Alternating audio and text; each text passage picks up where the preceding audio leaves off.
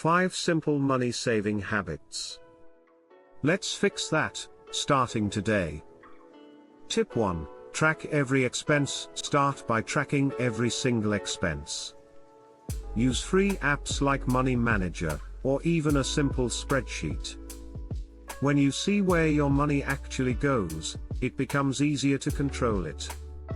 Tip 2. Follow the 50-30-20 rule. Break your income into 3 categories, 50% for needs, 30% for wants, and 20% for savings or paying off debt. This method gives your money direction, not just motion. Tip 3. Automate your savings. Set up automatic transfers to a savings account the day you get paid. If it's out of sight, it's less likely to be spent. Tip 4. Cut hidden costs. Cancel subscriptions you don't use. Cook at home more. Use discount apps and cashback extensions. Small changes can save you hundreds every month.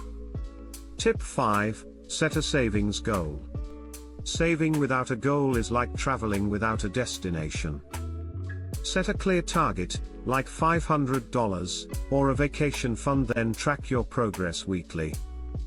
Take action. Saving money isn't about being rich, it's about being smart. If you found this helpful, hit like and subscribe. See you in the next one.